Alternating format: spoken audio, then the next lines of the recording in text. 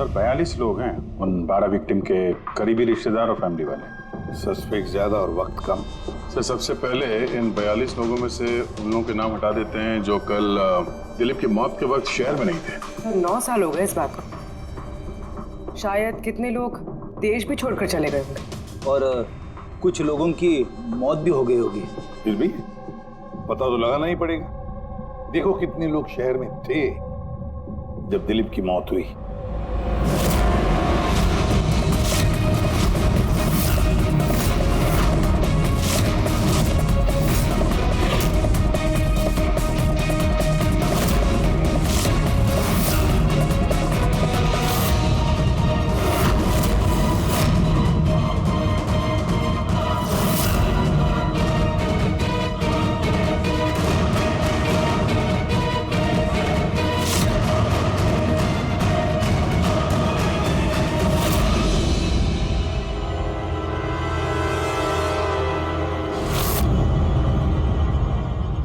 हाँ पंकज, कितने बजे? 27 लोग हैं सर जो उस वक्त शहर में थे और उनके पास दिलीप को मारने की वजह थी। ठीक है, तो ला सबको ब्यूरो में, देखते हैं क्या कहानी सुनाते हैं ये लोग अपनी बेगुनाही की। जेम्स, तुम्हारे पिताजी 9 साल पहले थिएटर में लगी आग में जलकर मर गए, है ना? Yes sir. आपके हस्बैंड फिल्म अकेले देखने गए थे? उस दिन मैं बिजी थी, इसलिए वो अकेले ही चले गए। कल रात कहाँ पर थे तुम? सर मैं अपने फ्रेंड्स के साथ था। सर मैं पासपोर्ट ऑफिस गया था। उन दोनों को मैं ऐसे बच के नहीं जाने दूंगी। तो क्या किया तुमने? सोचा कि दिलीप से फेस टू फेस मिलूंगा और उससे पूछूंगा कि तुमने ऐसा क्यों किया। सर उसके बाद मैं अपने फ्रेंड के साथ घर पे गया। मैं अपनी वाइफ के साथ मॉल में था। सर आप मेरे फ्रेंड से पूछ सकते हैं। सर मैं उससे मिलता तो रेस्टोरेंट तक जिंदा नहीं पहुंच पाता। दिलीप को उसके किए की सजा मिल गई। मुझे मालूम चला रेस्टोरेंट से कि दिलीप के साथ क्या हुआ तो दिल को सुकून मिला सर। अब बचा रोहन, उसको भी उसके किए की सजा जरूर मिलेगी। अब इन 27 लोगों में से उन लोगों के नाम रहने दो जो घुमा फिरा के जवाब दे रहे थे और जिन्होंने अपने जवाब पहले से ही तैयार करके रखे थे।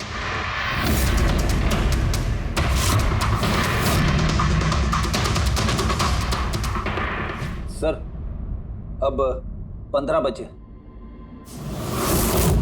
अब इन 15 लोगों को उस दिन के बारे में पूछते हैं जब 9 साल पहले थिएटर में आग लगी थी। देखते हैं किसे सबसे ज्यादा गुस्सा आता है, कौन मुंह फेर लेता है। सर मेरा भाई 10वीं पास हो गया। उसने कहा पार्टी देनी है, दोस्तों को पिक्चर दिखाना है, पैसे दो। सर मैंने वो पैसे उसे दे दिए। काश वो पैसे मुझे उसे देने नहीं चाहिए थे सर। जिसने भी ये किया बहुत अच्छा किया। आज मैं खुश हूं, आज मैं बहुत खुश हूं। कुमार साहब आप यूनिवर्सिटी में फिजिक्स के प्रोफेसर हैं, है ना? Yes sir, head of the department physics. लेकिन मेरे खुद के बेटे को पढ़ाई में कोई इंटरेस्ट नहीं था। बहुत डांटता था मैं उसे, लेकिन अनिकेत के ऊपर कभी कोई फर्क नहीं पड़ा। एक नंबर का बदमाश बन गया था वो। उस दिन भी वो कॉलेज से बंक करके दोस्तों के साथ फिल्म देखने चला गया और सर और वापस घर पे कभी नहीं आया। हिमेश, राइट, कॉन्ट्रैक्टर हो ना तुम? हाँ सर। हिमेश, 9 साल पहले तुम अपनी पत्नी के साथ फिल्म देखने गए थे उस थिएटर में। नई नई शादी हुई थी मेरी। सलोनी के साथ फिल्म देखने के लिए गया था। उसको भूख लगी थी, मैं समोसे लेने के लिए बाहर गया। मैं वापस आया तो देखा वहां के दरवाजे लॉक हो गए थे। वहां अंदर से लोगों के चिल्लाने की आवाज आ रही थी और धुआं निकल रहा था वहां से। सलोनी, मैंने सब दरवाजे खोलने की बहुत कोशिश की। मैंने बहुत कोशिश की, मैं पागलों की तरह दरवाजा को ठोकता रहा, पीटता रहा।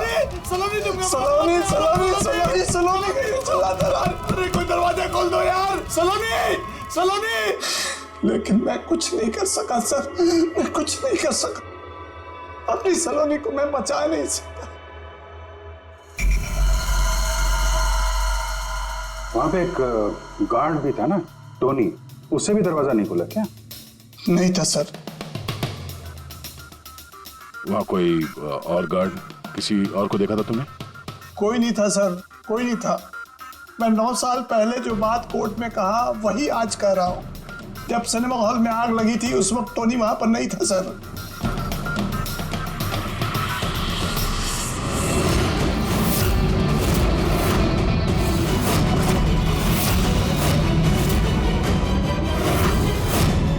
सर ये है हमारे फाइनल 15 सस्पेक्ट जो दिलीप को मार सकते हैं। सो कॉप्स कह रहे थे कि फायरमैन को भी पता नहीं चला कि आग का एग्जैक्टली सोर्स क्या था। उन लोगों को तो जनरली ढूंढ कर पता चल जाता है कि वहां पर ऐसी कौन सी चीज थी जो तुरंत आग पकड़ती है, लेकिन उन्हें पता नहीं चला। उन्हें पता नहीं चला, उन्हें इसलिए पता नहीं चला क्योंकि उस चीज की ना तो कोई खुशबू थी ना कोई रंग था। एग्जैक्टली सर, मतलब अगर लिक्विड होता ना तो इस दिलीप को पता चलता जब वो चेयर पे बैठता, उसे फील होता। और अगर पाउडर होता तो हमें टेस्टिंग में पता चल जाता। इसका मतलब ये तो गैस, जिसका मतलब ये गैस है। गैस? तो इसीलिए उस फायरमैन को पता नहीं चला कि किस चीज से आग लगी है। इनफ्लेमेबल गैस बॉस, जिसे सिर्फ एक स्पार्क की जरूरत होती है आग पकड़ने के लिए। अच्छा, मुझे एक बात समझ में नहीं आ रही है, दिलीप इस कुर्सी पर बैठा था तो गैस कुर्सी पर आई कहां से? कुर्सी से ही। क्या कुर्सी से? वो ऐसे बॉस, जिस चेयर पे ये दिलीप बैठा था उसके नीचे की तरफ किसी ने ज्वलनशील गैस का स्प्रे किया हुआ था। मरते वक्त दिलीप के कांटेक्ट में 2 चीजें थी, एक तो ये चेयर जिस पे वो बैठा था और एक वाइन का ग्लास जो उसने हाथ में पकड़ा हुआ था। हमने ये दोनों चीजें चेक की तो इस चेयर के ऊपर से हमें इनफ्लेमेबल गैस के कुछ ट्रेसेस मिले। बॉस, हमारे आसपास वातावरण में स्वतः ज्वलनशील पदार्थ होते हैं जो कभी कभी स्पॉन्टेनियसली जल जाते हैं, जैसे कि मार्श गैस एक नेचुरल बायोगैस है और ज्वलनशील गैस इसका मेन कंपोनेंट है। मतलब इनफ्लेमेबल गैस कभी भी हवा में ऐसे ही जल जाती है? नहीं फ्रेडी, अपने आप नहीं। जब वातावरण में बहुत ज्यादा गर्मी पैदा हो जाती है और वो वातावरण की ऑक्सीजन के साथ मिल जाती है तो एक सुपर हाई टेम्परेचर का निर्माण होता है, जिसकी वजह से ये आग लगती है। लेकिन सालून साहब, वहां तो ऐसे कोई हाई टेम्परेचर वाली चीज थी नहीं। एग्जैक्टली, ऐसा कोई डायरेक्ट सोर्स नहीं था जिससे गर्मी पैदा हो सके बॉस। इसीलिए मुझे लगता है खूनी ने कोई एक्स्ट्रा डिवाइस का इस्तेमाल किया है ये अचानक इतना ज्यादा टेम्परेचर बढ़ाने के लिए। और ये कुर्सी तो तैयार बैठी थी, इसे तो सिर्फ एक स्पार्क की जरूरत थी। पर सर ऐसे कोई हीट कैसे पैदा कर सकता है? हाँ, कर सकते हैं ना पूरी। जैसे उदाहरण के तौर पर मैग्नीफाइंग ग्लास। मैग्नीफाइंग ग्लास पर सूरज की किरणों को खास तरीके से फोकस करके हम बचपन में कागज जलाया करते थे।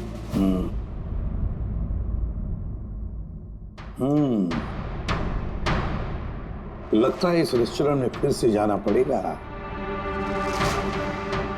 पता लगाना पड़ेगा किस चीज से आग लगी।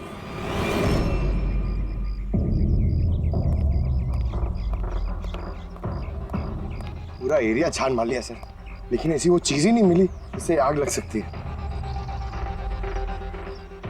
और ये ओपन रेस्टोरेंट है। जब खूनी ने दिलीप के चेयर के नीचे वो इनफ्लेमेबल गैस स्प्रे किया तो किसी ने तो देखा होगा।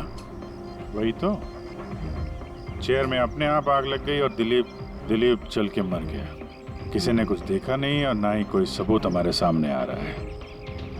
सर, उस डेटा एक्सपर्ट ने सीसीटीवी फुटेज रिकवर कर ली है, आप देख सकते हैं सर। गुड, या तुम लोग यार देख लो, तब तक मैं देखता हूँ यहाँ पे कुछ मिलता है क्या। सर, दिलीप और उसकी फैमिली के आने के 15 मिनट के पहले की फुटेज है।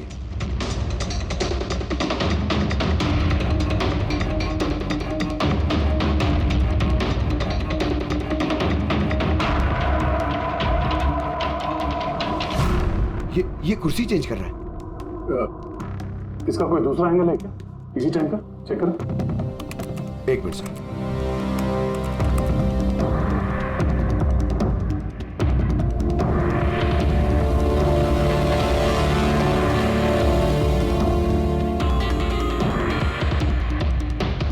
ये कुर्सी के साथ क्या कर रहा है?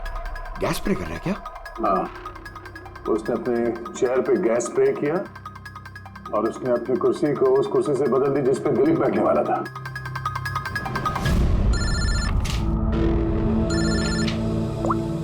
आदा।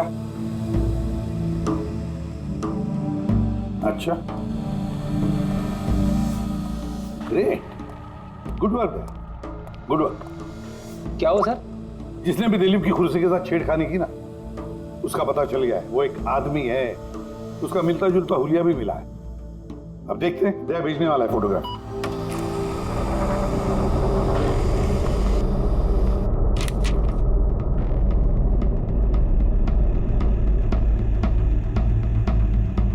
खूनी इन बचे लोगों में से कोई एक है, इन्हीं में से एक। और अब इसका अगला शिकार रोहन है।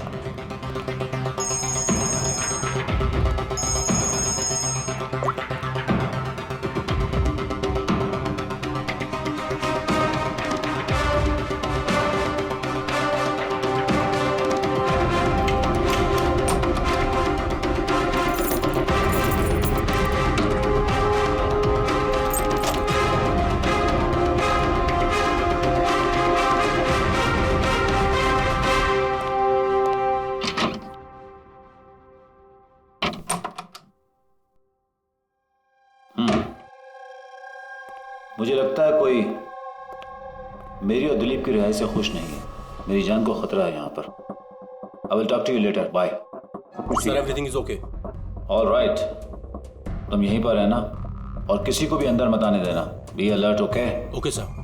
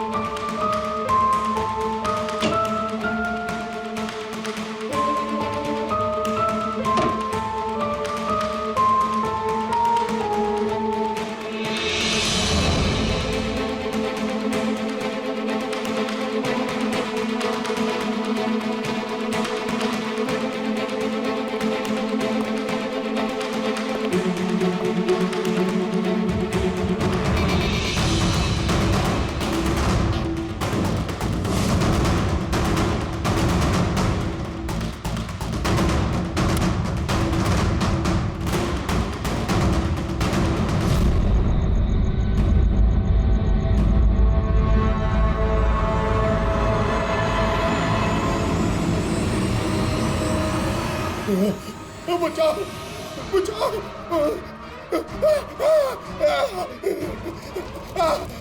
बचाओ, परे परे बचाओ बचाओ,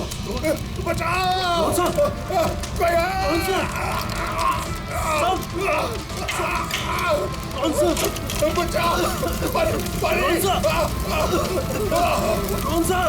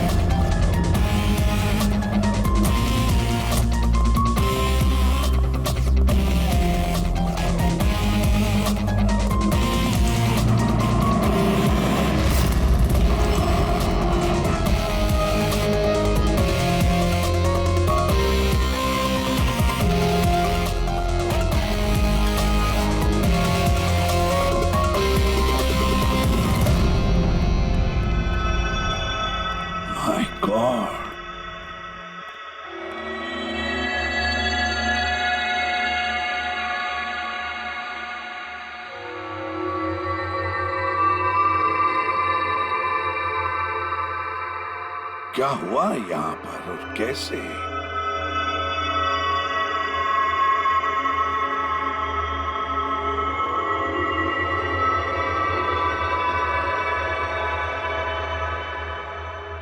यहाँ पर भी और किसी किस्म की कोई स्मेल नहीं सिवाय इस जली हुई लाश की बदबू के। यानी ये मर्डर भी इन्फ्लेमेबल गैस से हुआ है? शायद। ये सब हुआ कैसे? हाँ? सर मैं रोहन सर का बॉडीगार्ड हूँ सर। अच्छा, तो फिर ये आप लोग कहाँ थे जब ये सब हुआ? सर रोहन सर ने मुझे बाहर निगरानी के लिए कहा था, तो थोड़ी देर के बाद सर उनके चिल्लाने की आवाज आई तो मैं उनके कमरे की तरफ भागा, लेकिन सर दरवाजे के चारों तरफ से धुआं देखा तो मैं दूसरी चाबी से दरवाजा खोल के अंदर गया तो देखा कि सर रोहन सर जले पड़े थे। आप लोगों को भी कुछ पता नहीं है? कमाल है, कमरे के अंदर कोई लीड नहीं मिला, शॉर्ट सर्किट नहीं हुआ है, ये पर्दा अंदर से बंद है, ये विंडोज परमानेंटली क्लोज्ड है, कोई बाहर से अंदर भी नहीं आ सकता। अब बाहर से अंदर कोई व्यू भी नहीं है, कोई देख नहीं सकता, तो फिर आदमी मरा कैसे? इससे लगी है आग बॉस।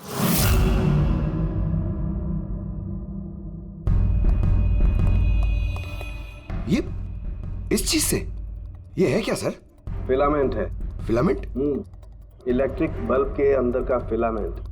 और जब इस फिलामेंट में इलेक्ट्रिक करंट पास होता है तो ये गर्म होकर के लाल हो जाता है। बॉस खूनी ने भी इसी टेक्निक का इस्तेमाल किया है उस ज्वलनशील गैस को जलाने के लिए।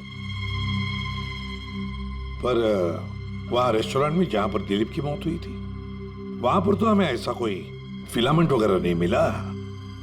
बॉस इतनी छोटी सी चीज है, वो खुली जगह है, उड़ गई होगी शायद कहीं, लेकिन यहाँ तो पूरा कमरा बंद है, इसीलिए पलंग के नीचे मिल गया मुझे। लेकिन सर फिलामेंट से करंट पास होने के लिए वायर्स का कोई ना कोई कनेक्शन तो होना चाहिए ना बेड तक। होगा, यही कहीं होगा जरूर। तब पूरा बेड चेक कर लिया हमने, कमरा चेक कर लिया, ऐसा तो यहाँ पे कुछ भी नहीं मिला सर। दया, वो दरवाजा कैसा? मैनेजर। Yes sir. वो दरवाजा कहाँ खुलता है? सर दूसरा रूम है जो इस रूम से कनेक्टेड है सर।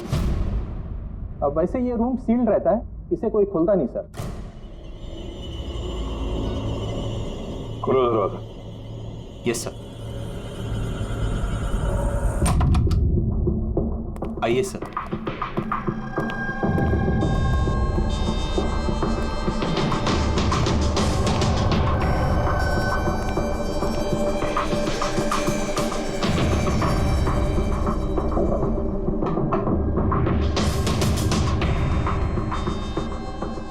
मैनेजर साहब, किसका कमरा है ये? कौन रहता है इस कमरे में?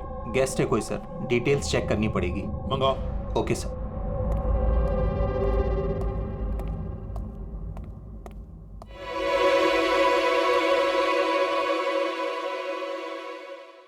सर, वहां उस कमरे में जो कुछ भी हुआ है सर, वो इसी कमरे से किया गया। लेकिन अगर करंट इस रूम से पास किया गया है तो यहाँ से उस बेड तक कोई ना कोई वायर तो होनी चाहिए ना।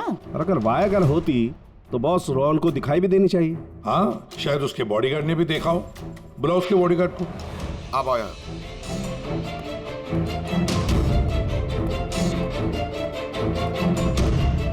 एक बात बताओ, जब तुम रोहन के कमरे में आए थे तब कोई वायर देखी या इस दरवाजे से उस कमरे में जाते हुए? कुछ भी नहीं सर, रोहन सर के रूम के अंदर जाने से पहले मैंने रूम को पूरी तरह से चेक किया था सर, लेकिन वायर जैसी कोई चीज उस रूम में नहीं दिखाई दी। ठीक है, जाओ तुम।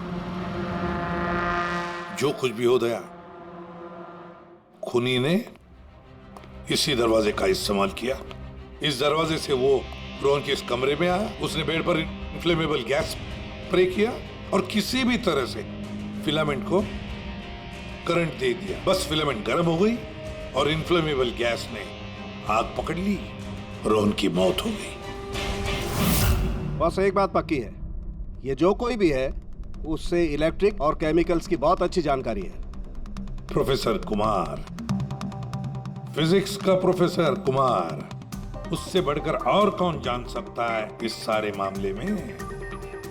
दया, अच्छा इस प्रोफेसर कुमार से मिल लो। अच्छा दया, मैं भी चलता हूं तुम्हारे साथ।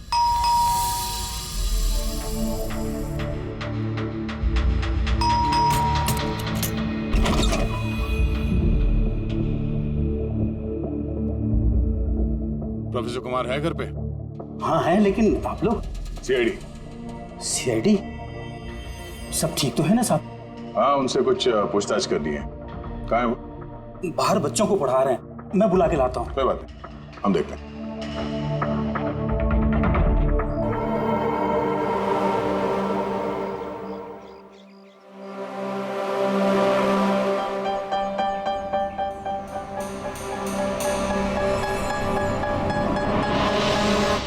मिस्टर कुमार, हमें आपसे कुछ पूछताछ करनी है। पूछिए, क्या पूछना है? इसे पहचानते हैं आप? ये तो फिलामेंट है। गुड, सही पहचाना आपने। आपको पता ही है फिलामेंट हमें कहाँ से मिला? ये तो आप ही को पता होगा कहाँ से मिला आपको। रोहन के बेड के नीचे से। कल रात उसी बेड पे रोहन जल के मर गया। व्हाट? रोहन की भी डेथ हो गई? कल रात आप कहाँ पर थे? रात 9 से लेकर सुबह 3 बजे तक। आप मुझ पर शक कर रहे हैं? ये हमारे सवाल का जवाब नहीं हुआ मिस्टर कुमार। कल मैं पूरा दिन और पूरी रात घर पे ही था। कोई गवाह? जी हाँ, मेरा नौकर रामू और Vikas. Please come here.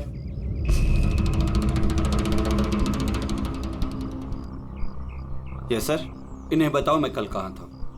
Sir हमारे एक्स्ट्रा क्लासेस ले रहे थे यहीं पे सर। कितने बजे से कितने बजे तक? सर शाम के 6 बजे से सुबह के 5:30 बजे तक। सर हमारे एग्जाम आने वाले हैं ना, तो हमने इस सर को रिक्वेस्ट किया था एक्स्ट्रा क्लासेस लेने के लिए। ठीक है सर, तुम जाओ बेटा। सर मेरे 5 स्टूडेंट्स और भी हैं जो कल सुबह 9 बजे से लेकर 5:30 बजे तक हमारे साथ थे। कहें तो उनको बुला लूं? ठीक है। अब मैं जा सकता हूं सर, बच्चों को पढ़ाना है। Please please. Thank you.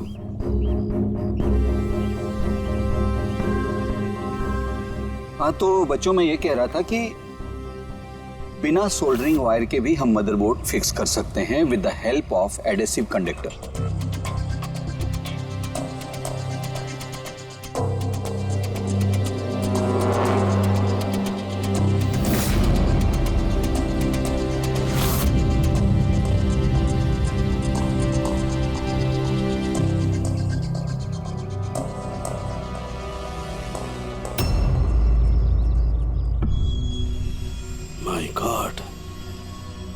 My God यार, ये क्या बात? क्या? अरे यार, ये गलती मुझसे कैसे हो गई? क्या? गॉड, बूढ़ा हो गया मैं, बूढ़ा हो गया मैं। एक काम करो, 1 घंटे बाद फॉरेंसिक लैब में मिलो, कुछ बताऊंगा। 1 घंटे बाद। अरे वो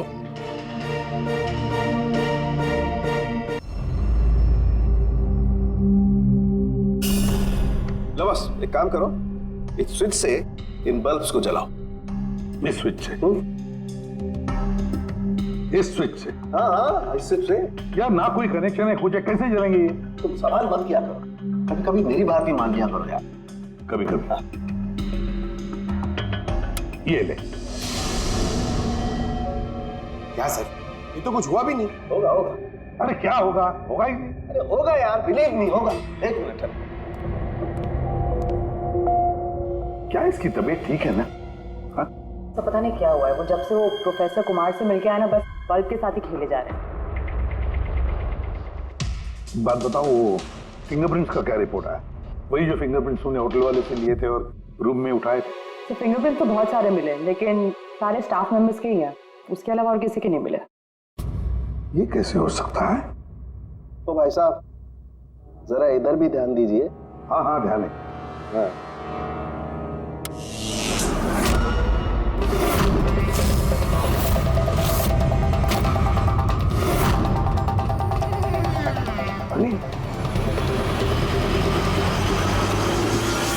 सर ये बल्ब जलने कैसे लगे? क्या बात है सालू के साहब, बिना वायर के सारे बल्ब जला दिए। लेकिन सलोनी साहब, ये सब आपने किया कैसे? ठीक वैसे ही हुआ ये फ्रेडी, जैसे कि खूनी ने किया था उस दिलीप की कुर्सी पे और रोहन के बेड पे। जादूगर सालुंखे, जरा साफ साफ बताइए आपने ये किया कैसे? करंट क्या हवा में से आया? हवा में से नहीं आया बॉस, करंट आया है इलेक्ट्रिक पेंट के जरिए। Electric paint? हाँ, इलेक्ट्रिक पेंट। दरअसल बिजली के जो तार होते हैं वो मेटल के होते हैं और metal is a good conductor of electricity, इसीलिए करंट उनमें से पास होकर के जाता है। ठीक इसी तरीके से कुछ पेंट भी होते हैं जिन्हें हम इलेक्ट्रिक पेंट कहते हैं और ये भी गुड कंडक्टर ऑफ इलेक्ट्रिसिटी होते हैं।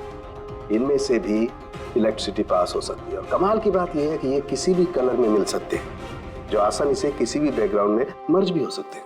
ओह, इसीलिए मैं होटल रूम में और रेस्टोरेंट में कुछ दिखा नहीं सकता। Exactly that. खूनी ने दरअसल होटल के कमरे का और रेस्टोरेंट के फ्लोर का दोनों का कलर इस कलर के साथ मैच किया, इसीलिए हमें दिखाई नहीं दिया। तो ये इलेक्ट्रिक करंट, आई मीन ये जो इलेक्ट्रिक पेंट है, ये आसानी से मिल जाता है? हाँ, मिल सकते हैं। दरअसल इलेक्ट्रिक सोल्डरिंग और रिपेयरिंग के काम में आते हैं और इनकी सबसे बड़ी खासियत ये है कि ये आमतौर पर नंगी आंखों से दिखाई नहीं देते, सिर्फ इंफ्रारेड लाइट में ही ये दिखाई देते हैं। मैं दिखाता हूँ।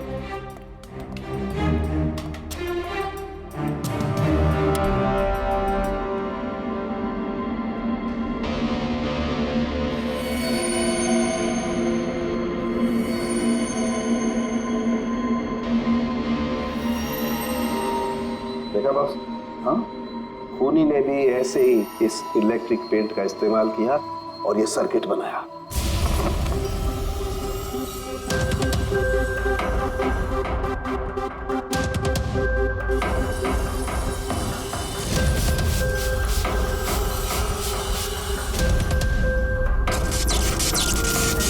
एक बात तो पक्की है, ये जो भी कोई है उसे इन सारी चीजों की पक्की जानकारी है।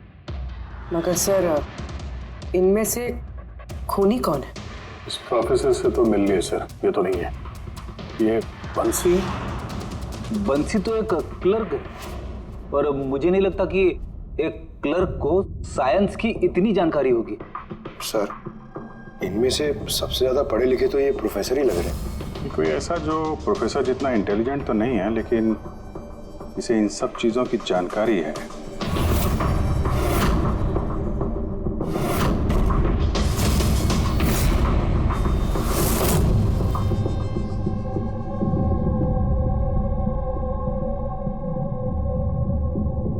वो ये है अभिजीत, ये है वो। याद है क्या कहा था इसने, ये क्या काम करता?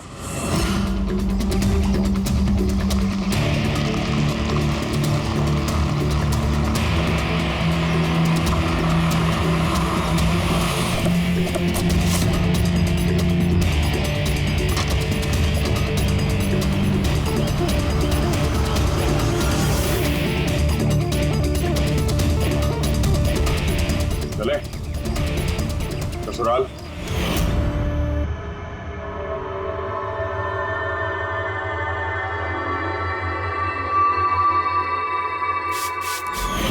दिलीप और रोहन पर केस हुआ था, लेकिन मुझे मालूम था अपने पैसे और पावर के दम पर वो छूट जाएंगे।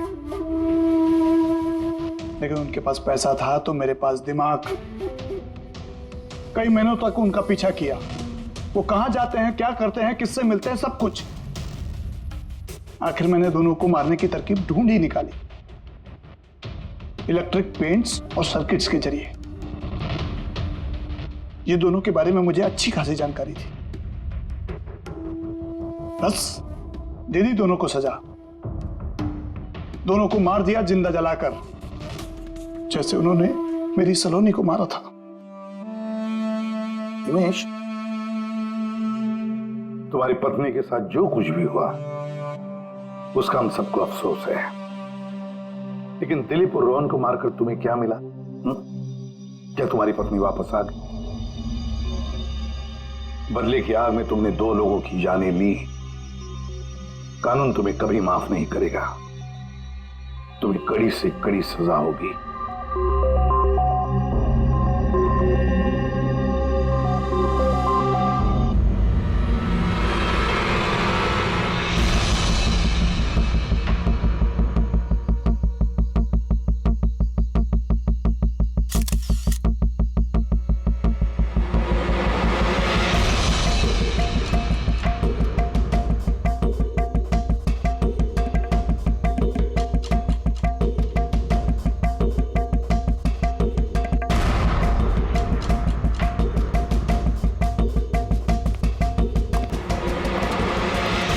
आप लोगों को कुछ मिला? नहीं सर, ऐसे तो नॉर्मली पता चल जाता है कि आग कैसे लगी, पर यहाँ पर तो कुछ पता ही नहीं चल रहा है कि आग लगी कैसे। अच्छा, ठीक है, देखो एम्बुलेंस कहाँ तक पहुंची। जी सर।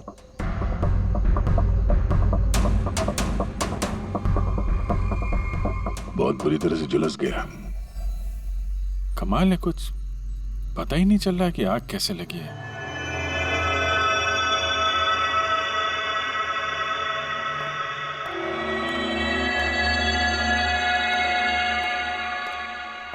कैसे हुआ ये सब?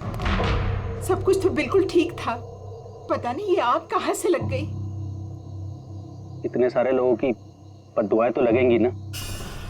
क्या कहा तुमने? पता चला था सर कि दिलीप साहब किसी कोर्ट के केस में फंसे हुए थे। काफी बड़ा चक्कर था, लेकिन अभी कुछ दिन पहले छूट भी गए थे। काफी लोग नाराज भी थे इस बात से। कहीं इसी चक्कर में किसी ने दिलीप को मार तो नहीं दिया? नहीं, कोर्ट ने बरी कर दिया था मेरे पति को, उन्होंने कुछ भी नहीं किया। क्या केस क्या था? 9 साल पहले जीजू के थिएटर में आग लग गई थी, जिसके कारण कुछ लोगों की मौत हो गई थी और सारा इल्जाम जीजू पर आ गया था। ऐसे कैसे हवा में आग लग सकती है? जरूर किसी की प्लानिंग है। किसी पे शक है आप लोगों को? कौन कर सकता है? कोई भी कर सकता है, अनीता भी कर सकती है। कौन कौन है अनीता? टोनी की वाइफ, और वो आज यहाँ आई भी थी।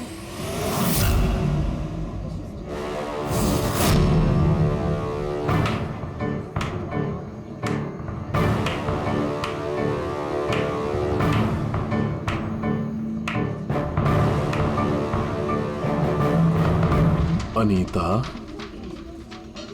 दूसरों का घर बर्बाद करके अपने परिवार के साथ खुशियां मनाई जा रही है। वेरी गुड, वेरी गुड, वाह।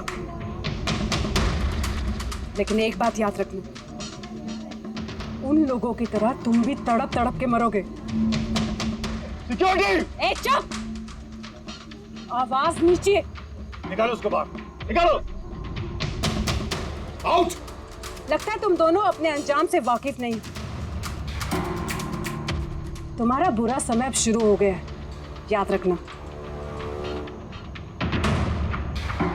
तूने जो किया है ना मेरे टोनी के साथ,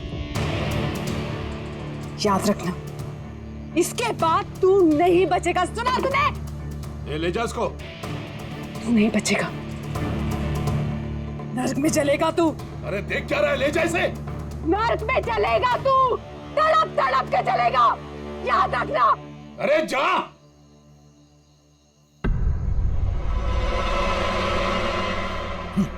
लेट्स एंजॉय रोहन।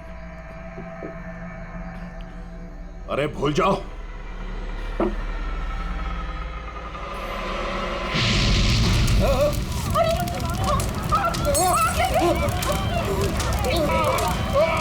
दिलीप और रोहन जिस केस में फंसे थे, उसी केस में कोर्ट ने टोनी को सजा दी थी।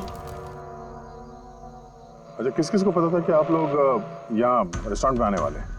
पता नहीं सर। अच्छा, दिलीप जी के आने से पहले इस चेयर के आसपास किसी को देखा था क्या? किसी अनजान आदमी को? नहीं सर, किसी को नहीं देखा सर। ये टेबल किसने रिजर्व किया था? दिलीप जी का फोन आया था, कह रहे थे कि हमारे लिए टेबल रिजर्व रखो। हमेशा यहीं बैठते थे, इसी टेबल इसी चेयर पर, रेगुलर कस्टमर थे हमारे। किसी को पहले से पता था कि दिलीप यहाँ इसी टेबल पे बैठेगा? सर, कुर्सी के पास तो ऐसी कोई चीज नहीं है जिससे आग लग सकती हो। कमाल की मिस्ट्री है यार। CCTV camera.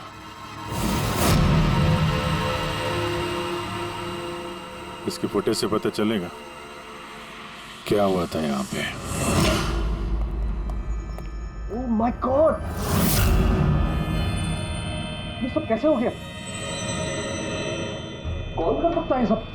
उसी ने जिसने दिलीप का खून किया, सबूत मिटाने के लिए। ऐसे कैसे कोई मॉनिटर रूम में घुसा है? सिक्योरिटी कहाँ है तुम्हारी? सर, इस रूम में सिक्योरिटी की जरूरत ही नहीं है। इससे पहले कभी ऐसा हुआ ही नहीं है। सर सर मुझे नहीं लगता उसके पास टाइम होगा सीसीटीवी फुटेज डिलीट करने का। सर उसने बस तोड़फोड़ कर दी है। अगर हम किसी एक्सपर्ट को बुलाते हैं सर तो वो शायद हार्ड डिस्क से रिकवर कर पाए।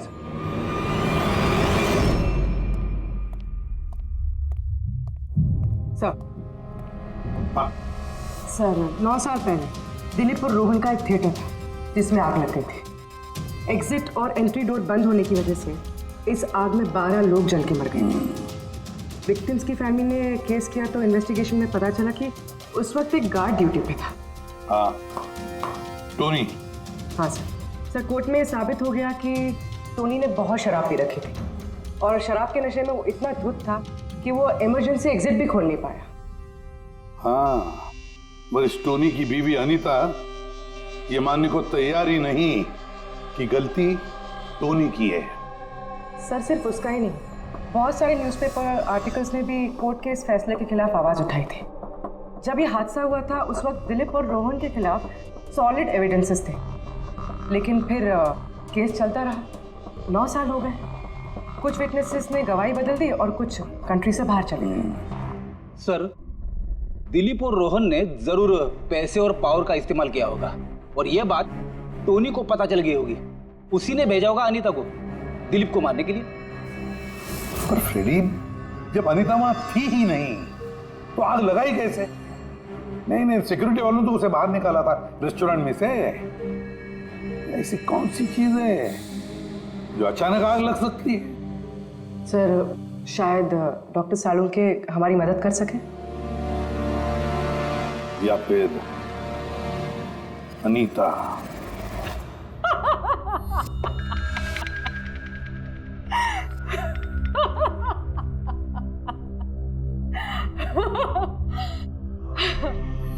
किस बात पे इतना हैरान है? मेरी हंसी पे? क्या दिलीप की मौत पे? दिलीप की मौत पे तुम इतना खुश क्यों हो रही हो? अब मैं खुश नहीं होंगी तो और कौन होगा? कल रात रेस्टोरेंट से निकलने के बाद तुम कहाँ गई थी? जेल, अपने पति से मिलने। वार्डन के पास सारे रिकॉर्ड हैं, आप चाहें तो चेक कर सकते हैं। वो तो हम करेंगे, और ये भी कि आखिर तुमने वो आग लगाई कैसे? कोई काला जादू किया तुमने? दिलीप को अचानक आग कैसे लग गई? काला जादू आता तो जरूर करती, पर मैं बहुत खुश हूं। ये दिलीप भी उसी तरह तड़प तड़प के मरा है जिस तरह 9 साल पहले वो बेकसूर लोग मरे थे, जिसकी सजा मेरा पति टोनी भुगत रहा है। तुम ये कैसे कह सकती हो कि टोनी की गलती नहीं थी? तुम तो वहां थी नहीं। मैं वहां नहीं थी, लेकिन टोनी यहाँ था। उस दिन उसकी तबीयत खराब थी। उसने अपने मालिकों से, रोहन और दिलीप से कहा वो जल्दी घर आ गया आग लगने से पहले। गलती उन दोनों की थी। अरे पुराना दरवाजा ठीक ही नहीं करवाया, जिसके कारण वहां आग में वो लोग झुलस के रह गए। मेरे पति की गलती नहीं थी, उन दोनों की थी। तो बहुत गुस्सा आया होगा ना तुम्हें? दोनों को मारने का भी मन किया होगा। 12 लोग मरे हैं वहां। मुझसे कहीं ज्यादा गुस्सा उन लोगों के परिवार वालों को आया होगा, पर वो बहुत खुश होंगे अब दिलीप की मौत की खबर सुन के। बहुत खुश होंगे। वो लोग और भी खुश हो जाएंगे जब रोहन चल के मरेगा।